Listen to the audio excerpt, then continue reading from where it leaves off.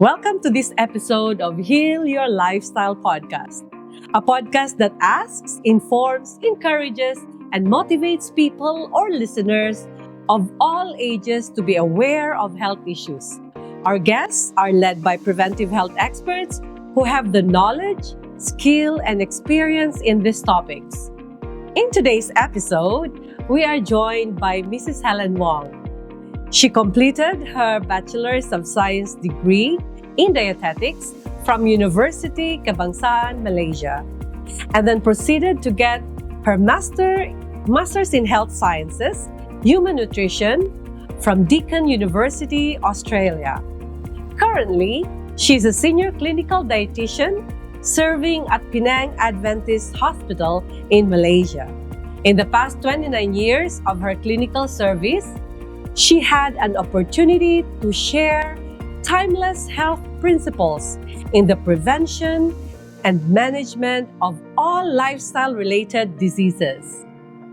Her patients from all walks of life, ages, and cultures with various health conditions are the living evidence on the therapeutic power of wholesome, natural foods in restoration to resilient health. Let us all welcome Mrs. Helen Wong. Come, Helen, to our podcast. I'm glad that you could join us. I know you're very busy. For having me here. Oh, it's our pleasure, really. We are so privileged to have you.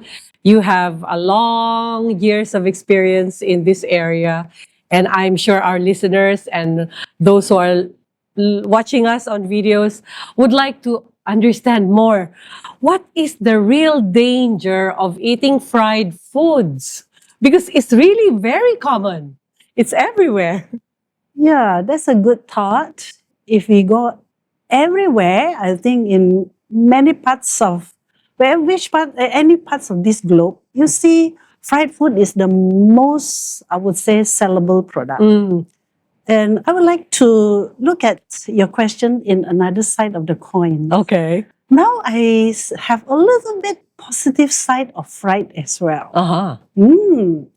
And there are many types of fried stuff. For example, I just give you how the menu has advanced. Now we have air fried food. Oh, air fryer. Yeah, now we have stir fried food. Okay. We have pan fried food. So maybe it's good to define. Right. That's Which nice. type of fried food are you referring to? That has danger, is it? Talking about deep fried, maybe you like to redefine your question. I think it's the deep fried foods. Okay, so let's zoom into the deep fried food. Well, imagine you go to Japanese restaurant without tempura. Right? Oh, so I would say deep fried food has many good part of it. Number one is something helps the food to be palatable. Right? It's really tasty. It has aromatic substances. So if I fried something from a distance, you can smell it. Yeah. So if you were to look at the good part of the oil in the use for cooking, it increases our appetite. Right. So if a person very sick, have no appetite, maybe fried food can stimulate the appetite. If a person who is very, very weak, the oil in that food can boost up their energy without eating so much of food. Okay. Let's look at the danger part of it. Food, especially deep fried food, are very stimulating. So once a person like to have deep fried food, all the taste bud will send many stimulation to the brain cells. So the taste bud will actually cause the person to get addicted. First is stimulating through the taste bud and stimulate the brain cells. Right. Number two, after stimulation, they will get into addiction. Right. And imagine if I were to have one piece of fried chicken, for example, the amount of oil may be 5 to 6 teaspoons. And that will add on to the amount of calorie.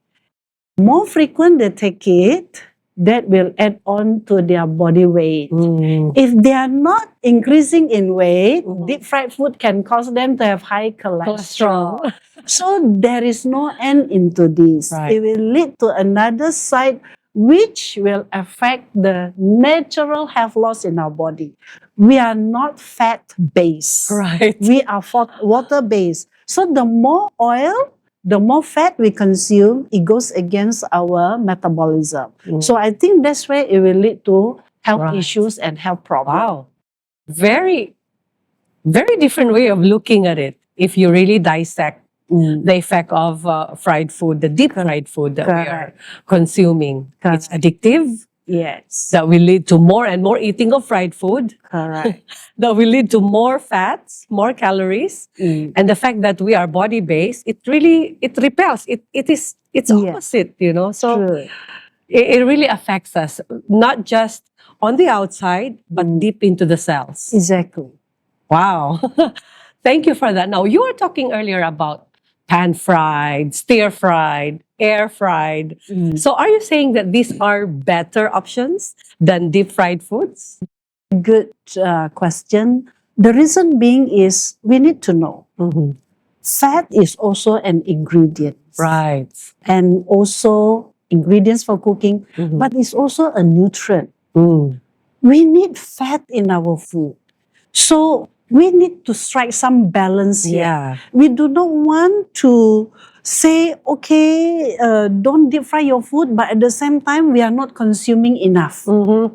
So the fat requirement for each individual depends on their gender, depends on their age. For growing children, they need the fat to develop because the brain cells, a lot of the cells require fat. Okay? And even the hormones, also require fat. So let's strike some balance here. For example, you're talking about which age group that you like me to use an example? Probably young adults. Okay, for young adults, they're very energetic, they're busy working. So for example, this male also doing a lot of exercise. Right. One day, they need at least about 10 to 12 teaspoons of cooking oil. Okay. So this, if you divide it into 3 meals, breakfast, lunch, and dinner, let's say they have some spread for their breakfast, which is maybe olive oil spread or peanut butter spread. That's already 3 teaspoons. Then for lunch, maybe they have about 4 teaspoons, dinner about 4 teaspoons. So that, for let's say 4 teaspoons for lunch and dinner, you need to stir fry. 1 plate of vegetables, you need maybe 1 or 2 teaspoons of oil. And then your salad dressing, you have another 1 teaspoon. Then the rest for the meat, how are you going to cook it? This is where you can do air fry. Right. Because by doing so, you don't need so much of oil. And then if you, let's say you're not able to get air fryer, not can't afford to. So what can you do? If you have, let's say, simple oven, you do roasting. Okay, you roast the protein. Could be your tempeh, could be your tofu, could be your fish or chicken. You just maybe do simple roasting first without any oil because all these have natural oil. So you want it to be a bit crunchy. Right. So you get pan, the little saucer, whatever your pan. Then just put half or 1 teaspoon of oil. Then you do your pan fry. So that makes the food palatable and you still have some fats for your requirement without going into excessive. Right. But I noticed that you mentioned for an active youth who is exercising. So they require that amount of food. Yeah, 10 to 12 teaspoons. Fat. Yeah. And even with that, you're already you need to be consciously aware. How much fat have I eaten during breakfast, during lunch, and then now is dinner time. So shall I eat more fat or shall I withhold myself? What about those who are not exercising? Okay. They're not exercising, then they have to reduce 20%. 20% of that required. Let's say just now 10 teaspoons. 20%, you just take, maybe consume 8 teaspoons. 8 teaspoons. Yeah. Right. So also gender sensitive. For example, active ladies, Yeah. okay? Ladies, due to monthly pressure, okay, all these need hormonal. Right. Okay, and our hormones, our estrogen actually is also partly the cholesterol is made up of Yes. fats. Okay, so what happened? You can still stir fry. So let's say breakfast, lunch, you have good meal ready. So this is the time for dinner. You have salads. You have something that is steamed and boiled. So actually, we have so many different types of cooking. Okay, so if you see here cooking methods, we don't always depend on anything that have oil. So we can stir fry, we can have salad, we can steam.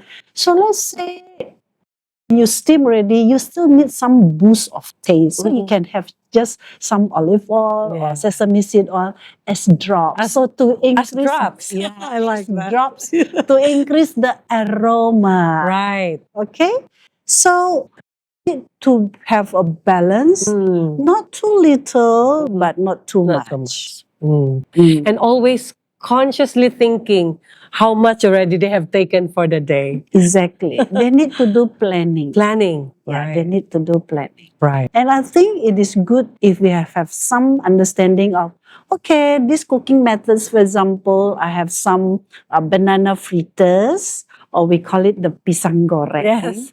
When you dip it in deep fried or, wok, it will absorb at least 5 teaspoons. 5 teaspoons. Just one piece. Just for one piece. Yeah, just for one piece. Wow. So instead of eating so much in that one piece, well, you can have what we call, you mix the banana. It's just like you're preparing pancake. Right. You know, where you don't need so much of oil.